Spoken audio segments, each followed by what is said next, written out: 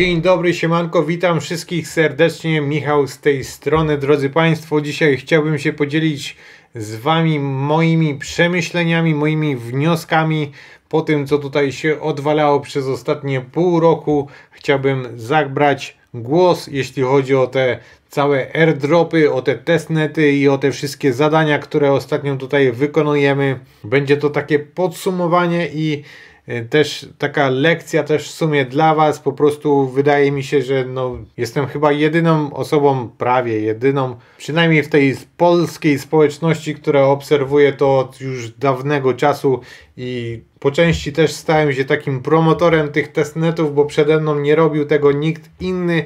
Teraz każdy przychodzi tutaj, bo wiadomo, że tutaj dostajecie wszystko co najlepsze, ale nie chciałbym się przechwalać, po prostu chciałbym Wam dać takie moje przemyślenia, takie moje wnioski, bo to jest trend, który naprawdę mocno się zmienia i chciałbym właśnie się podzielić tym, co zaobserwowałem w ostatnim czasie.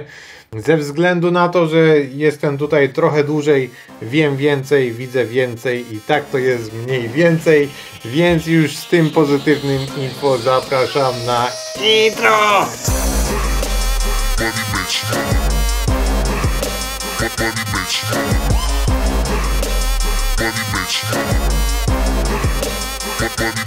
Dobrze, więc na początek w ogóle wróćmy do genezy tego kanału i dlaczego ja założyłem ten kanał. Po części chciałem założyć też taki kanał, który byłby bardziej techniczny, który bardziej by Wam pokazywał rzeczy te techniczne, które można tutaj robić na krypto. I na początku skupiałem się bardziej na DeFi, to znaczy, że pokazywałem Wam obsługę na przykład zdecentralizowanych giełd, stawialiśmy pulę płynności, stawialiśmy jakieś farmy, robiliśmy bardzo różne rzeczy, testnety i airdropy również się tam przebijały, jednak wtedy to nie była tak duża część tego kanału. Chyba najwięcej testnetów zaczęliśmy ogarniać na Terra Luna, bo wtedy tam w sumie było najwięcej ich dostępnych i też były tam takie mega kombinacje, które mi się bardzo podobały. Na przykład mogliśmy sobie postawić taką farmę, która była zrobiona ze strategii Delta Neutral, czyli można tam było wykorzystać 3 różne protokoły po to, żeby właśnie postawić taką farmę,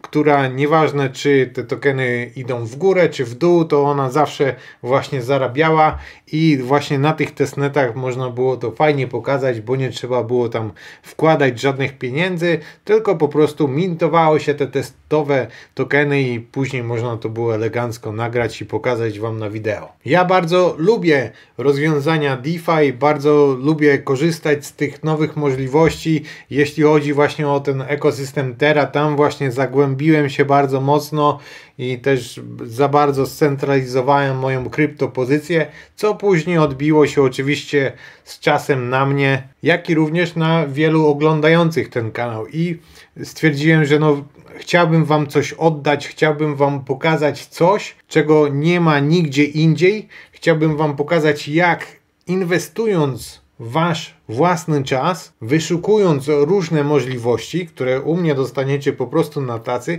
możecie zebrać trochę hajsu z tego rynku. Poczułem po prostu taki wewnętrzny ból, że mogłem pokazywać rzeczy, na których pewnie część osób straciło, zresztą tak samo jak i ja. Mimo tego, że już w trakcie w ogóle trwania tego kanału to już były tam zbierane bardzo fajne airdropy, czasami 5-cyfrowe sumy były zbierane z rynku, także było naprawdę super fajnie, ale to nie był taki mój główny fokus, że tak powiem, którym się zajmowałem. Może teraz sobie odpalimy krótką prezentację. To jest generalnie prezentacja, która pojawiła się na Hajsoholikach już jakiś czas temu. Airdropy, testnety, po co? Oj, prezentacja jest zrobiona jako wideo, także będę musiał tutaj zapauzować po prostu. Airdropy i testnety.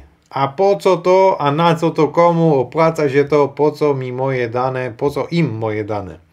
Więc jeśli chodzi o robienie tych całych airdropów i testnetów, to widziałem, że ostatnio się pojawił tam komentarz na Twitterze, że pewnie te airdropy i testnety w mojej opinii to robią sami licealiści, bo to nie ma sensu tego klikać i to pewnie tylko oni to klikają ze względu na to, że mają dużo czasu, a normalny człowiek, który chodzi do pracy, to nie ma czasu czegoś takiego robić. No pewnie ten komentujący nie miał w głowie tego, że niektórzy ludzie właśnie nie muszą chodzić do tej pracy jak normalni ludzie, dlatego tylko, że klikają te testnety. I pewnie też nie ma świadomości tego, że na tych testnetach można właśnie wykręcić takie 5, czasami nawet 6-cyfrowe sumy, także no mam nadzieję, że to oglądasz, nie to żebym miał tutaj jakiś przytyk do ciebie, po prostu nie miałeś takiej wiedzy, dlatego właśnie od tego ja tutaj jestem, żeby to ludziom pokazywać, żeby wskazywać im, no nie do końca może w tą właściwą drogę, ale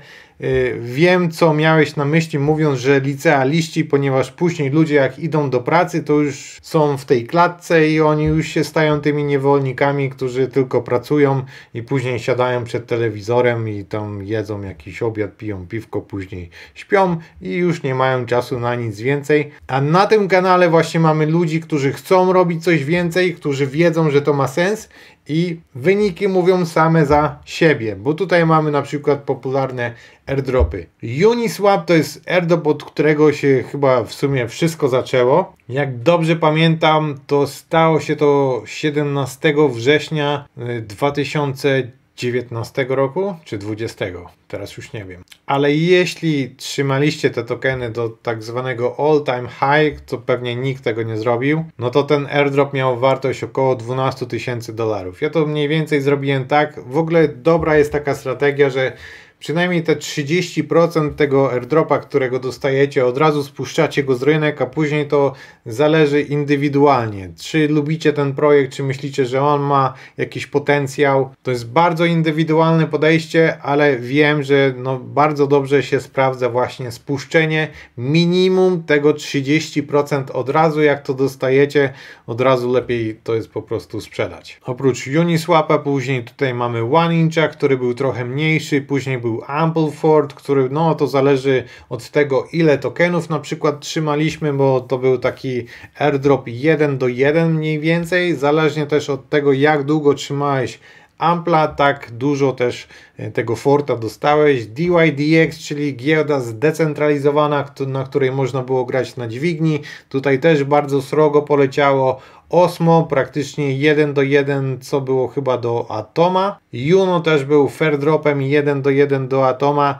Civic Wallet, to w ogóle mnie bardzo zabolało, ponieważ to był airdrop, który robiłem, ale nie zrobiłem go do końca, ponieważ w pewnym momencie tam trzeba było wykonać jakąś misję, gdzie trzeba było wykonać jakiś transfer z jednego portfela na drugi, zrobić tam jakąś migrację i w ogóle później o tym całym portfelu słuch umarł i po 2 latach w ogóle zrzucili tam mniej więcej 10 koła właśnie na te osoby, które zrobiły każdą misję, a ja tej misji nie zrobiłem i nie dostałem tego airdropa i tak teraz właśnie pilnuję każdego, przynajmniej to co mogę, to pilnuję tak, żeby robić wszystko, co tam oni chcą od nas. I tutaj na kolejnym slajdzie możecie zobaczyć, jak wyglądał airdrop od Aptosa, więc pierwsze listingi zaczynały się tam nawet od $17, później był gruby zrzut, tutaj lekka podbitka jeszcze, no i to jest stary wykres, teraz Aptos chodzi po mniej więcej $5, tam jest w ogóle bardzo dużo tokenów zablokowanych,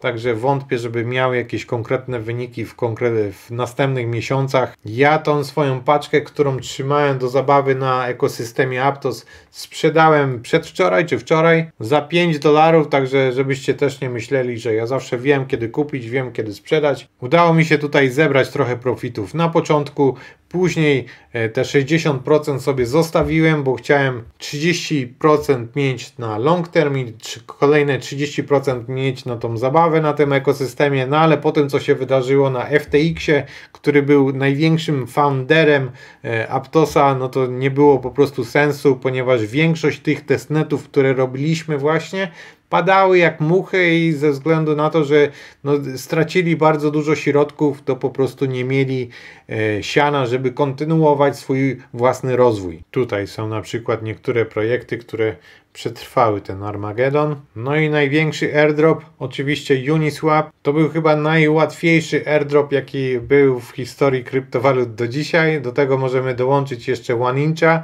gdzie wystarczyło zrobić tylko jednego swapa i już się kwalifikowaliśmy na te 400 tokenów Uni. W tamtym momencie chyba tylko informował o tym Piotr Misiurek, ale musicie wiedzieć, że ten kanał to nie jest mój pierwszy kanał, bo wcześniej miałem też kanał CryptoMike, który był kanałem właśnie prowadzonym w języku angielskim. Myślałem, że mam jakąś szansę tam przebicia. W ogóle ostatnio mi ktoś pisał, że nie mów po angielsku, bo to straszna wiocha. Kolego, ten kanał cały jest po angielsku, tutaj jest mega wiocha w ogóle, ale zobacz na to.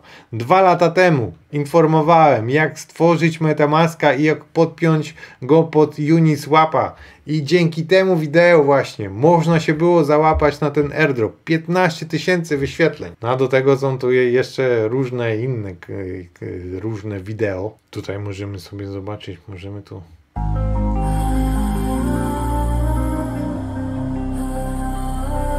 I ostatnio też dodaję dość sporo shortów i widzę, że te shorty na tym kanale Wam się nie za bardzo podobają, więc myślę o tym, żeby zmienić ten kanał na taki jakiś michalski vlog albo coś takiego stworzę, gdzie będę tutaj bardziej pokazywał siebie od tej strony prywatnej, że tak powiem. Tutaj byliśmy na hikingu i tam wchodziliśmy na taką jaskinię taką. Zaraz zobaczycie, tam musieliśmy schodzić. To jest moja była dziewczyna. Z lękiem wysokości tam musiałem schodzić, ale zszedłem. To jest właśnie ta jaskinia.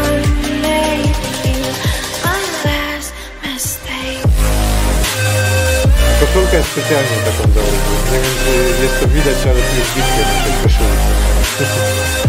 Ale dobra, bo się teraz rozgadałem, wracając do tych testnetów. Tu jest na przykład jeden projekt, który robiliśmy bardzo namiętnie, praktycznie codziennie można to było wykonywać różne misje.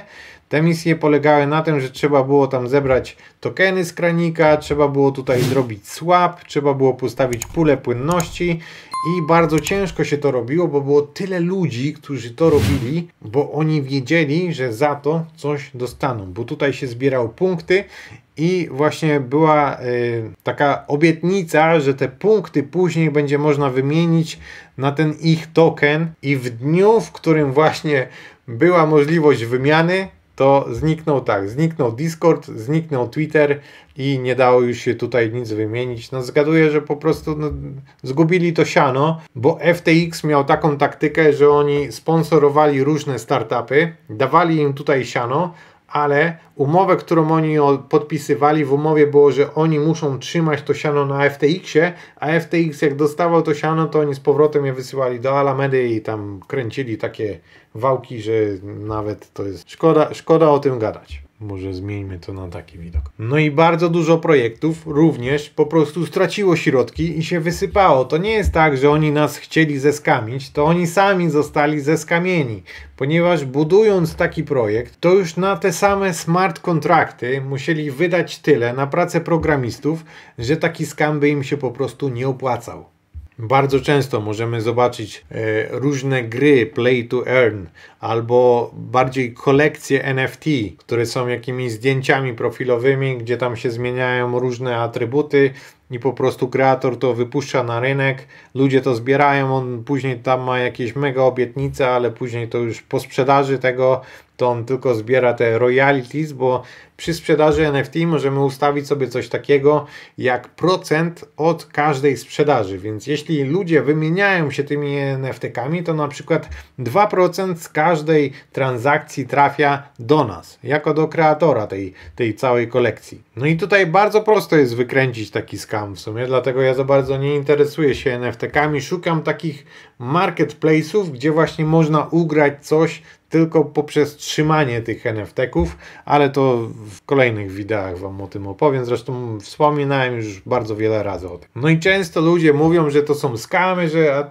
to nie do końca jest tak, ponieważ godziny pracy programisty kosztują bardzo dużo, więc jeśli oni by chcieli naprawdę zrobić skam, to nie robiliby tych wszystkich smart kontraktów, tylko by po prostu zrobili jakieś IDO. Tutaj jest wspaniały projekt, damy wam tyle i tyle za friko, jeśli będziecie wchodzić w tej pierwszej rundzie, to damy wam jeszcze 50% tokenów za friko totalnie i tutaj wpłacajcie siano i później jak już wpłacicie, to już jest dzięki, do widzenia i tak, w takim sposobie można coś tutaj ugrać. Ale jeśli ci programiści pracują przez kilka dni i oni tam mogą ukraść na przykład $7000, tak jak to się stało na tym Zeus Swapie, to jest w ogóle bez sensu. Dużo większą karę dostaniesz, jeśli cię złapią, niż to, co mogłeś ukraść. Także no, bardzo często te biznesy, te aplikacje, te protokoły po prostu nie wychodzą. Tak samo jak w normalnym, tradycyjnym świecie 90% biznesów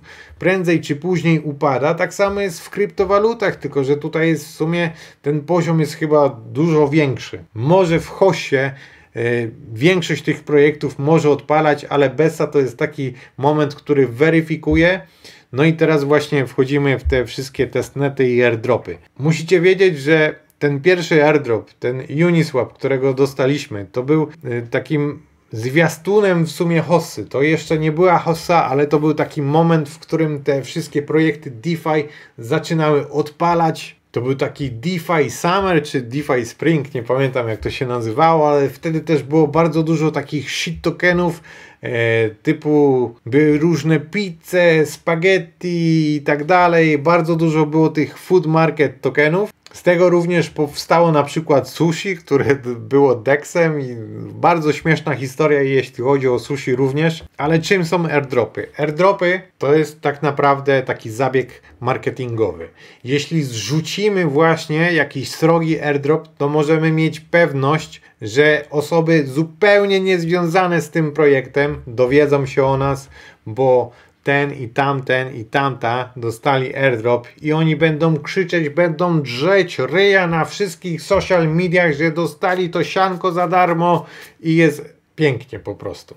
I pewnie również część z was, którzy mnie oglądają, są tutaj z powodu lekkiego bólu tyłka, że nie dostali tego czy tamtego, a teraz chcą oni to dostać, więc ciężko pracujemy na to. Ale tutaj no nie jest tak kolorowo, ze względu na to, że właśnie wchodzimy w pierwszy okres Bessy w tym trendzie airdropowym, testnetowym. I ja sam osobiście, mając swój własny projekt, który bym budował na przykład przez ostatnie 2 lata, w tym momencie nie wypuszczałbym tokena. Nie chodzi mi o Space Cartels, ja tylko współtworzę ten projekt.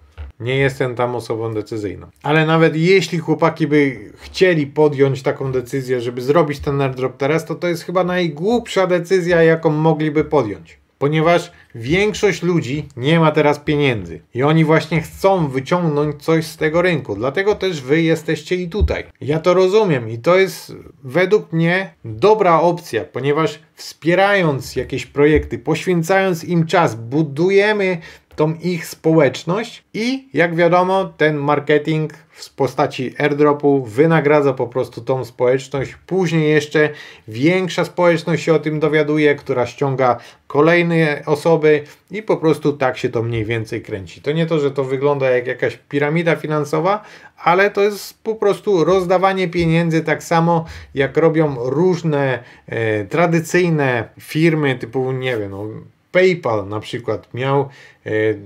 PayPal jest taką legendą, jeśli chodzi o rozdawanie pieniędzy, bo oni tam dawali chyba $10 przez bardzo długi okres, a w sumie to nawet nie zarabiali na tym koncie te $10, tylko oni musieli dokładać do biznesu przez kilka lat, po to tylko, żeby zbudować sobie tą bazę swoich użytkowników, żeby później właśnie to the moon. Więc właśnie dlatego nagrywam wam to, bo chciałbym was przestrzec, ponieważ zajmują się tym osoby, które na przykład chcą zainwestować swój czas zamiast swoje środki, po to, żeby właśnie wyciągnąć z tego rynku coś dla siebie. Ale musicie wiedzieć o tym, że ta sytuacja na rynku nie daje po prostu możliwości twórcom na to, żeby robili jakiekolwiek airdropy.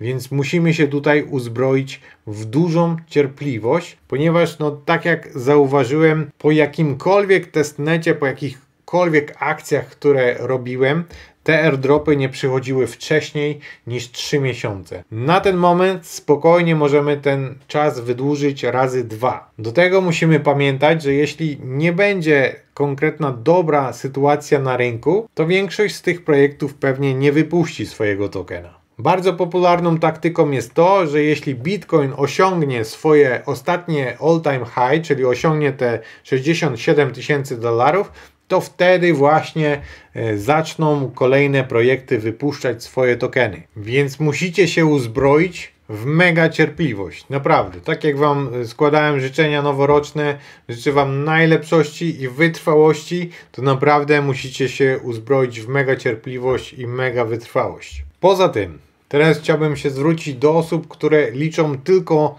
na te właśnie testnety, na te airdropy. Jest to pewien sposób na zbudowanie swojego portfela, ale ja, będąc na Twoim miejscu, nie bazowałbym tylko i wyłącznie na tym klikaniu. Bardzo możliwe, że między 80 a 90% tego, co tutaj robimy, nie przyniesie kompletnie żadnych efektów i bardzo możliwe, że te projekty nawet nie dotrzymają do wypuszczenia tego mainnetu, czy jakiegokolwiek tokena, jakiegokolwiek airdropa, może nawet oni zrezygnują z airdropa, nigdy nie wiadomo. To jest na tyle długa perspektywa, że tak dużo może się tutaj wydarzyć, że po prostu, tak jak ja Wam zawsze mówię, żebyście nie oczekiwali niczego, bo możecie się tutaj bardzo rozczarować. Tak, chciałbym, żebyście dalej robili to, co robicie, a traktowali te wszystkie testnety i airdropy jako coś dodatkowego. To znaczy, że jeśli chcecie pozostać w tym świecie krypto, to i tak musicie budować swoje własne pozycje ze swojej własnej kieszeni. To znaczy, że dollar cost averaging, uśrednianie ceny na wybranych tokenach tutaj cały czas to musi być w grze i to jest najlepszy moment, żeby właśnie teraz to robić. Nie powinniście się skupiać tylko i wyłącznie na tych testnetach, bo tak jak Wam powiedziałem, możecie się na tym przejechać. Tutaj nie możemy niczego kompletnie oczekiwać. Mogę Wam powiedzieć szczerze, że ogarnąłem chyba wszystko, co do tej pory było do ogarnięcia. To, co wychodzi teraz, robię to trochę inaczej, też zmieniłem swoją strategię, też teraz piszę właśnie do teamów, próbuję wyciągnąć od nich jakieś informacje, ale wiem, że to wszystko może się diametralnie zmienić. Także sama inwestycja waszego czasu w kryptowaluty, to znaczy pod znakiem właśnie testnetów, airdropów, airdropy może bardziej to wykonywanie różnych akcji na mainnetach ma większą perspektywę, większy potencjał niż wykonywanie samych testnetów, ponieważ testnety to są projekty, które są w bardzo wczesnej fazie rozwoju. I bardzo często, nawet po odpaleniu tego testnetu, okazuje się, że tam się tyle rzeczy wysypało i my już w sumie to nie mamy pieniędzy na opłacenie deweloperów, żeby oni to naprawili, więc w sumie to po tym testnecie już się wszystko kończy. Zamykają Discorda, zamykają Twittera i nie obchodzi Cię ich, znaczy, że Ty masz tam rolę OG i ta Twoja rola OG to może sobie, wiesz co, wydrukować, przykleić tutaj i tyle z tego jest. Dodatkowo przez ostatnie pół roku mogliśmy zaobserwować wysyp takich platform Web3, które właśnie są stworzone do budowania takich społeczności. Pierwszą było właśnie Galaxy, gdzie tam trzeba było przejść weryfikację, żeby stworzyć te NFT-ki, to też trzeba było mieć dewelopera, który mógł Wam napisać smart contract pod tego NFT-ka, trzeba było mieć grafika, żeby mógł zrobić jakieś te NFT-ki, trzeba było to fajnie popodłączać i trzeba się tam było weryfikować po pierwsze. Później był ten Layer 3 beta, to w sumie też dalej działa, dalej jest bardzo ok. Później zaczęły wychodzić takie mniejsze platformy typu właśnie Crew3. I tutaj zaczynają się małe problemy. Nie to, żebym hejtował Crew3, bo jest to bardzo fajna platforma. Znalazłem ją bardzo wcześnie i my jako Space Cartels byliśmy jednym z chyba top 10 projektów, które tam zaczynały wypuszczać nasze zadania. Zwykle gdy puszczaliśmy jakieś zadania, to serwery padały, także widać tutaj progres. Na przykład jeśli patrząc na ilość projektów, które tam wypuściły te swoje zadania. Ale nie ukrywam, że dla nas testerów to jest bardzo problematyczne, bo oni zaczynają wymagać od nas coraz więcej. I tak jak wcześniej na przykład były różne poradniki, że tutaj jak założysz sobie multikonto, że jak będziesz mieć VPN-a, jak będziesz mieć drugi laptop z drugim telefonem, to zamiast 4000 to możesz zrobić 8000. No to jest super fajne, ale według mnie, to znacie moje podejście, to jest mega cebula i bardzo wiele razy traciliśmy na przykład promocje z różnych programów, gdzie po prostu Polacy po prostu byli wyłączani, bo tworzyli multikonta i to było widać, że drenują system właśnie z tych pieniędzy, które były poświęcone na marketing. Zamiast one iść na marketing, to były poświęcone na nagrody dla właśnie afiliantów. Stąd właśnie są te linki referencyjne, ponieważ ja robiąc taką promocję dla jakiejś firmy, ja po części zatrudniam się u nich, a oni płacą mi od moich efektów, więc jeśli ja nie będę mieć efektów, jeśli z mojego linku nikt nie skorzysta, to oni też mi nie muszą płacić i to jest po prostu mega opcja dla takich firm, żeby oni właśnie mieli takich marketingowców, bo bardzo często są po prostu przelewane grube pieniądze na różne akcje marketingowe na Facebooku, czy na Instagramie, czy gdziekolwiek. Zwykle to nie działa, bo ludzie nienawidzą reklam. No. Ludzie nie lubią reklam po prostu. Jak ktoś odpala reklamę, to już wiadomo, to ja już chcę następny. Za to ludzie lubią kupować.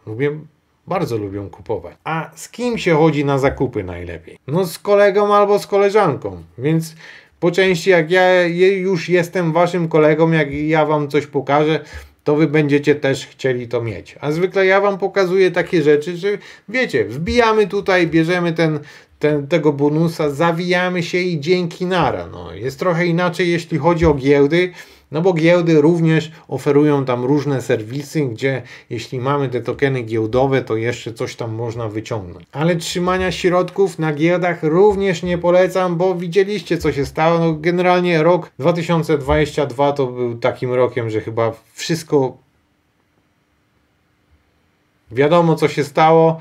I no, trzeba po prostu zmienić to podejście. Nie ufamy nikomu, ja staję się takim bitcoinowym maksymalistą. Szukam jakiegoś fajnego portfela zewnętrznego, bo ten Ledger mnie trochę denerwuje, ale wydaje mi się, że chyba coś znalazłem, więc niedługo wam coś pokażę. Więc teraz tak, przede wszystkim podsumujmy to wszystko, zbierzmy to do kupy. Nie chciałbym, żeby te testnety, te airdropy były waszym głównym zaangażowaniem w kryptowaluty. Moim zdaniem każdy powinien sobie budować te oczywiście pozycje, w których widzi potencjał, powinien tam DCA spokojnie, powoli, raz na 2 tygodnie, raz na tydzień, raz na miesiąc. To wszystko zależy od was. Po prostu ten kapitał, który chcecie poświęcić, rozkładacie go na mniejsze części i powolutku tam wchodzimy w daną pozycję. To jest strategia, której ja używałem 5 lat temu, która naprawdę dała mi bardzo duże zyski, która pozwoliła mi też po części uwolnić się z etatu, mimo tego, że w sumie czasami tam jeszcze mnie się da złapać. Ale teraz to ja sobie wybieram, kiedy ja chcę tam iść, kiedy nie chcę iść, kiedy nie chcę, to po prostu wychodzę, dzięki, nara. A przede wszystkim jestem tutaj, jestem w krypto full time, jestem tutaj dla was. Uwielbiam to, co robię i życzę wam wszystkim to, żebyście też znaleźli się w takim miejscu jak ja. Ale właśnie do tego nie wystarczy samo klikanie, nie wystarczy poświęcanie tylko swojego czasu. Trzeba tu niestety zaangażować trochę kapitału. Trzeba się przygotować na tą hossę po to, żeby właśnie później, jak już polecimy na ten moon, po to, żebyśmy mogli zrzucać te nasze torby na tych nieświadomych, którzy będą wchodzić. Ten właśnie gościu, ta gościuwa, która nie wierzyła wtedy 2 lata, znaczy teraz, nie mówię o tym okresie, jak już tam będziemy, którzy na was nie wierzyli, my będziemy na nich zrzucać te nasze torby, znaczy wy. Więc nie chciałbym, żebyście traktowali te testnety jako podstawę waszego zaangażowania w krypto. Pamiętajcie, żeby szukać wartościowych projektów, żeby też angażować wasz kapitał na tyle, na ile możecie sobie to pozwolić. Mam nadzieję, że nie muszę mówić, że to nie jest porada inwestycyjna, ale po prostu bez zaangażowania własnego kapitału ta wasza droga się wydłuży na tyle, że możecie po prostu stracić ochotę gdzieś tam po części i może wam się to odwidzieć i powiecie, że ten Michał to jednak tu klikał, a to nic z tego nie wyszło.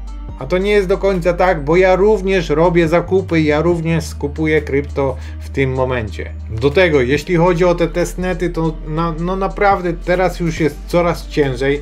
Już po pewnym czasie już myślałem, że ten trend się kończy i że już nic z tego nie będzie, a później tam pojawił się jeden airdrop, kolejny airdrop, no to odzyskałem tą nadzieję, ale widzę po prostu, że dzięki tym właśnie portalom, które wymieniłem, dzięki temu Crew3, dzięki tym Discordom wszystkim, oni wymyślają coraz nowsze zadania, coraz trudniejsze i też w roli tych projektów jest to, że oni chcą odseparować tych bardziej wartościowych użytkowników od tych, którzy są tak zwanymi airdrop hunterami. Ja mam nawet certyfikat takiego airdrop huntera, podpisanego przez samego Satoshi i Vitalika Buterin, także to nie jest żaden fake. Ale musicie się postawić też w roli tych deweloperów, którzy sprawują główną pieczę nad tymi projektami, że no oni nie chcą wam za darmo oddać żadnego siana. To już nie jest to Eldorado, które mieliśmy tam 2-3 lata wcześniej. Teraz naprawdę multikonta wydaje mi się, że kompletnie się nie sprawdzają, bo jeśli chcecie robić testnety na multikontach, to w ogóle jest tak pod górkę, że tak jak mówiłem, 2 telefony, VPN-y, 2 SIM karty i bez sensu. Tak jak wam powtarzałem na Airdrop Starter i na BHP Crypto, miejcie jeden osobny portfel właśnie do takich akcji airdrop, że nawet jeśli się połączycie, tak jak ostatnio było z ZeusSwapem, że ich tam zhakowali, ale zhakowali tylko Discord, to nawet jeśli byście się tam połączyli, to nic wam w sumie nie mają co ukraść, bo tam w sumie to nic nie ma, no. Bo to jest też bardzo niebezpieczne. Zwykle po takim właśnie większym airdropie mogliście pewnie to zauważyć, co się stało po Aptosie, że nagle bardzo dużo ludzi zaczyna szukać, nie, gdzie tu można jeszcze odebrać i do mnie też piszą, a to jeszcze można, no panie, no jak się zakwalifikowałeś, to odbieraj, a jak nie, to narta. I to widzą też oszuści. Więc oszuści będą czekać właśnie, kiedy będzie zainteresowanie, kiedy oni będą tego szukać. Więc pierwsze co, uważajcie na skamy, o skamach na pewno też pojawi się osobny materiał. Drugie co, nie liczcie na kokosy z nieba. Jeśli masz wysokie oczekiwania, to po prostu łatwo możesz się przeliczyć. Także my tutaj możemy stwierdzić, że bawimy się tymi testnetami, uczymy się po prostu, eksplorujemy te możliwości blockchain i jak to jest w tym memie, my jesteśmy tutaj dla technologii, także nie daj się zwieść, a jeśli chcesz zbudować coś konkretnego i liczysz na same testnety i airdropy, no to niestety muszę cię rozczarować. Czeka cię bardzo długi okres czekania. Tak jak powiedziałem, większość projektów będzie czekać, aż Bitcoin zacznie wybijać jakieś nowe szczyty, także musimy się przygotować przynajmniej na te możliwe, że 1,5 roku kompletnej ciszy, ale to nie znaczy, że mamy się poddawać. Jeśli chodzi o ten kanał, to chyba tutaj ogarnęliśmy wszystkie największe potencjalne airdropy, na które możemy liczyć w następnym czasie. Pierwszym oczywiście był Aptos, który już odpalił, wszystkim serdecznie gratuluję. Później jest Sui, później jest Sei, później mamy ZK Synca, później mamy Starkneta, później mamy Shardeum, później mamy Mantle Network, którego dopiero rozpoczęliśmy, także jest tego naprawdę dużo. Perspektywy są konkretne, ja widzę tutaj potencjał, ale nie chciałbym, żebyście liczyli tylko wyłącznie na te profity z testnetów, bo tak jak powiedziałem, możecie się bardzo rozczarować, czego bym nie chciał, więc wydaje mi się, że już powiedziałem dzisiaj wszystko. Mam nadzieję, że to dotarło do jak największej liczby osób. Daj znać, co o tym myślisz. Jeśli jesteś tutaj na rynku od dłuższego czasu, to też chciałbym, żebyś się podzieliła swoimi przemyśleniami. I to by było na tyle ode mnie. Dzięki wielkie. Zostaw jakąś łapkę w górę, komentarz dla zasięgów, subskrypcję, jeśli nie subskrybujesz jeszcze tego kanału. No, siemanko, pozdrówki, yo!